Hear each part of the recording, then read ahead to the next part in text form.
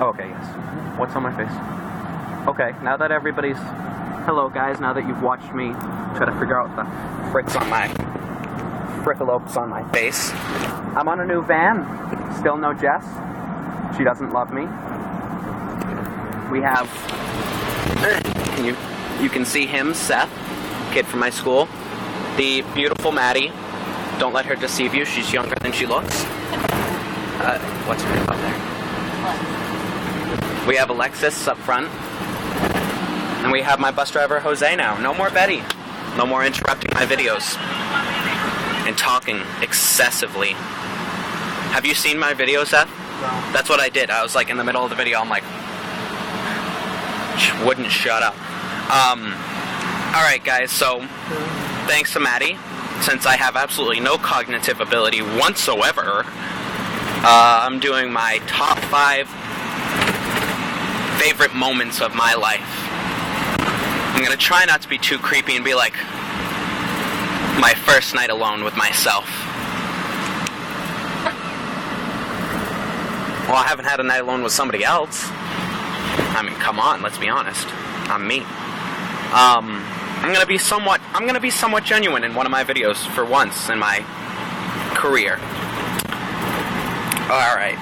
Again, these are not gonna be in any specific order whatsoever. Oh, I just got a text. I hope you guys don't hear that on the video. These aren't gonna be in any specific order. My best one, maybe my third one, or my worst one will be whatever. Who knows? Only the video once it's done will know. Okay, now that I've rambled on and still come up with absolutely fucking nothing, let's go start with number 1. One of my favorite moments in my life. Okay, I got this. For those of you, my English is bad. Permiso. Means excuse me, you English bastards watching this. Spanish. For those of you who like ice cream and fraps, I don't mean thick fraps that you have to suck on really hard, just get a little bit of liquid. I'm not a woman. It's not what I like. Is when I went to Cold Stone Creamery. And I don't know where it is. It's near me. Near Wakefield. The closest one. I got a cream de mint. Frap. Milkshake. That milkshake could bring every boy and girl to the yard. Best milkshake I've ever had. That's one. I've never had anything better. I've never had a moment in my life where I felt more just like, see, I haven't kissed like that many girls, 2 in my whole life. So I can't be like, oh, a romantic kiss under the moonlight with my 15th lover. Her name was Amanda. No, I got nothing. No human contact for me. Forever alone. Maddie's like looking at me like she's like, food, of course, you fucking fat ass. I'm not that fat. Women, thin, single, handsome. No, I'm not. I am single though. That is going to remain that way for a long time. Somebody keeps it. Why are you touching my leg, Seth? Why not? I'm being molested.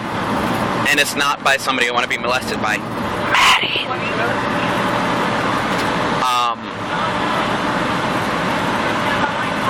Okay, so that's one. Kind of random, weird. But, it's me. It's me, guys. I like my food, I like my fat, I have to keep my girlish figure in line. And it takes 10,000 calorie frappes to do so. Gotta keep myself in line. Plenty of sugar, straight into my veins. Alright, another moment of my life that I enjoyed. Now, I know I just said that I've never had a moment better than that, but I probably will come up with one. Alright, I got a cheesy one. I got a kind of cheesy one. And this actually was a very great moment for my life, when I actually got adopted. Like the day that my parents took me out of school, my adoptive parents. And we went for a ride, and they told me we're going to the court, and I was like, we're going where? They found me? That's not possible. I hide the bodies too well. And they're like, no. I didn't say that. I don't have dead bodies in my closet. I do in my basement, though. No, I'm kidding. They're alive still. So when I got adopted, I don't know, I wouldn't say I cried. It was very emotional, though. If I could have cried, and sobbed like a wee babby, I would have cried and wept like a wee babby and sucked on my thumb and asked for my new mommy. Curled up in the fetal position in the corner, tweaked out of my mind. So yeah, that was, I mean, it was life-changing being able to say that I had a family for once in my life that loved me. It was, it did it for me. So anyways, you all know I'm adopted now. Get over it. Bad childhood. When I say bad childhood, I mean no childhood. Made me who I am now. Made me who I am now.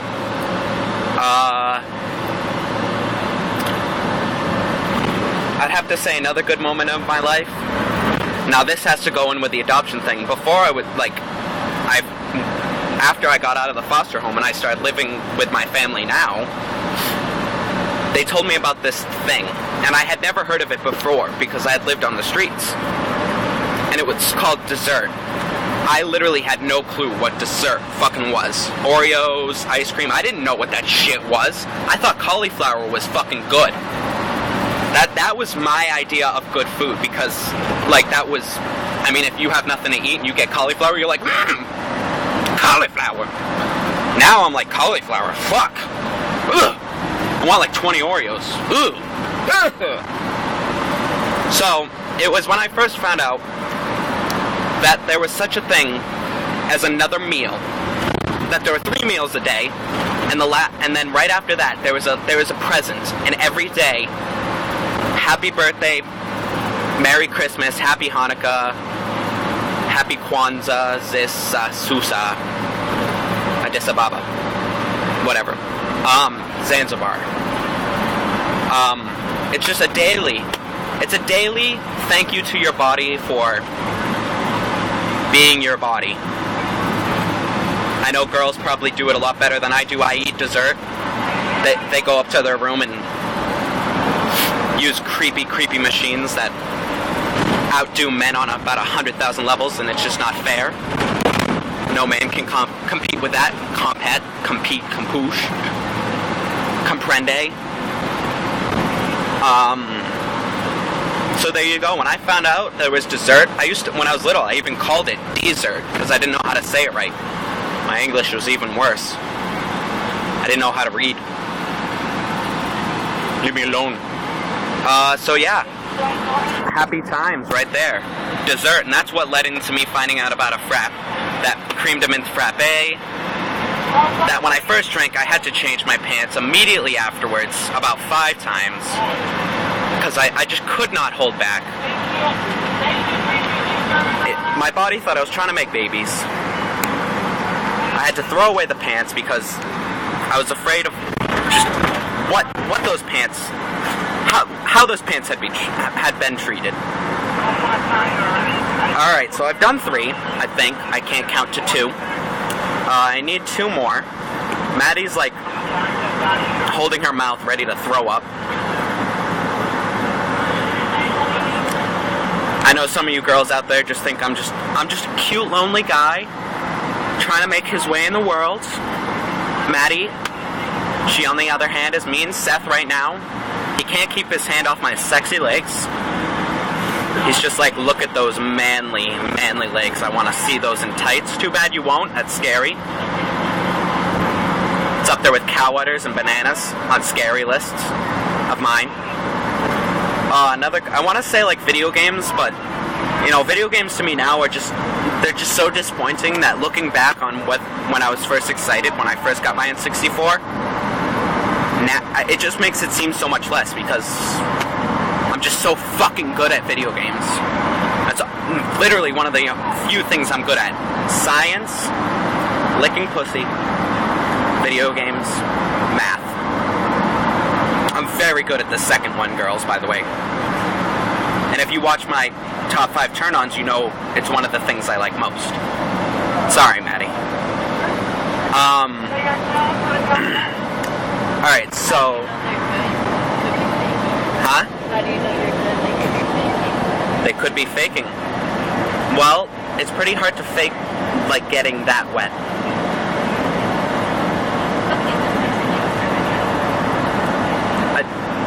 If you watch my video, you'll see. There's something about... I'm not even gonna lie, like most guys, I said this in my video, most guys, what they're looking for is to be satisfied in the relationship. I'm almost the other way around. I love seeing a woman satisfied and happy. In any way. Sexual and not sexual. It just makes me feel so accomplished and good inside. So, you know, some of it's creepy, some of it's like, oh! But, you know, whatever. You know, guys, not guys. Guys, stay the fuck out of here. Girls, you know, I'm just a lonesome soul. And I like making you enjoying whatever you're enjoying. That's broken English for shut up. I'm talking too much. Alright, did I do one? No, I think I'm still at 3. Am I still at 3? Maddie, you've been listening in creepily. I think you were just kind of rambling. I am rambling. That's what I do in my videos. People love it. You did 3. Wait. Yeah, I did 3. You did 3. Okay. You have 2. Ah, frick. Alright,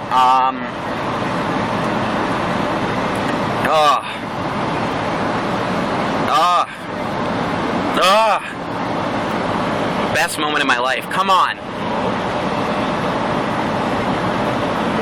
Oh, okay, I got one. So for a while, guys, this is something I probably shouldn't let you know because I did it under illegal standards because I was too young to really get army training, but I did it anyways because, let's be honest, I wanted it, and I was tough enough to stand it. And there's this big guy that nobody ever beat in the box. It's what we called it. It was like a sandpit that we used to brawl in, basically, to get ourselves stronger. And nobody had ever beaten him. So I always was trying, because it was my goal. I was like, I gotta beat this guy. I'd like punch him, nothing would happen to him. He'd punch me, I'd go flying like 3,000 feet into a wall, spit out my ribs, and like most people would be like, okay, I'm done. I spit out my whole skeleton. But I was like, no, it's not enough. I'm not done yet. So I just keep going and going. And one day, that's just Seth being a dick. One day, we fought for 7 hours straight. No eating, no bathroom, no nothing, no stopping, nothing. Just me getting my ass pounded for 7 hours. And finally, it just got to a point for him where he was just so...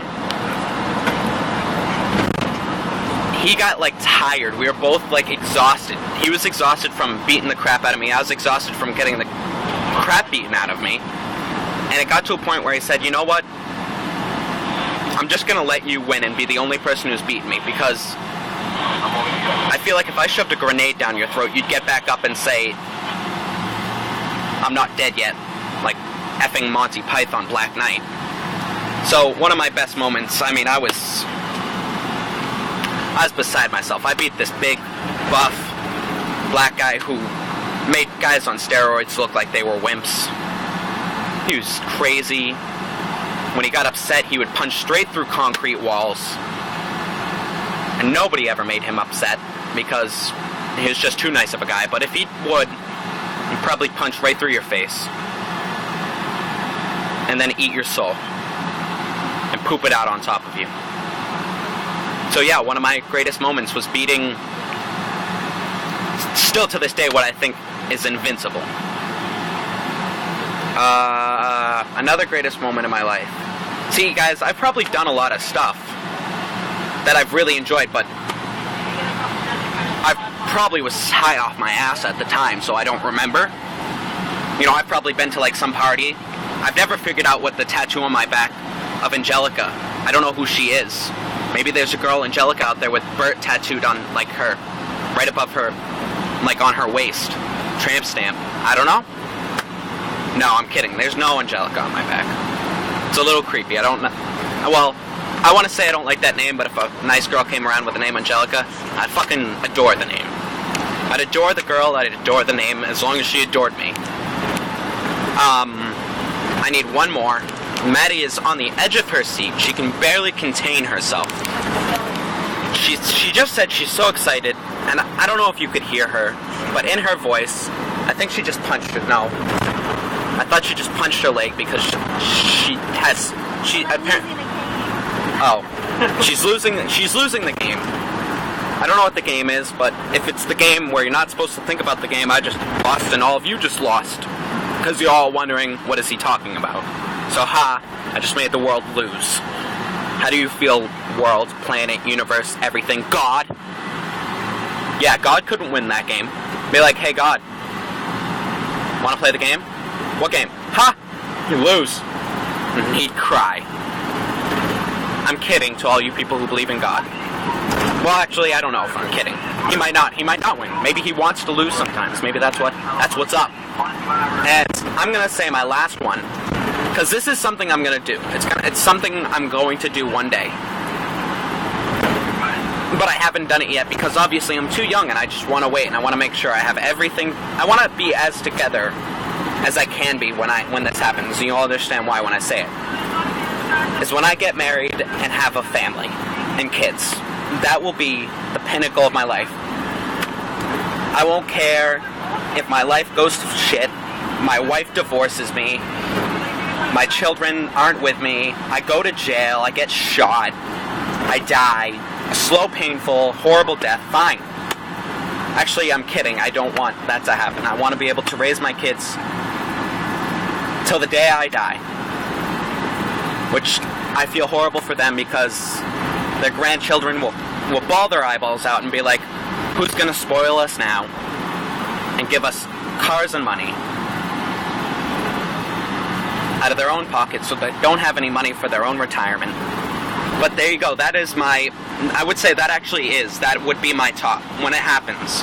When I finally find the girl of my dreams. And I'm willing to test with a lot of girls in between there and here, now and then. Yeah. But pinnacle of my happiness, greatest moment of my life. I can guarantee, I don't care, if the wedding's just me and my wife, and it costs like $10 because we bought like one lawn chair, and like my friend who can do marriages, I gave him like $10 and was like, marry us, or Pirate does it or something. I don't care.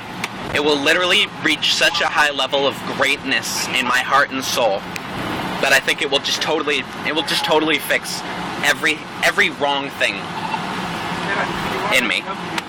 So there you go, Maddie's crying because she thinks I'm just such a sweet boy.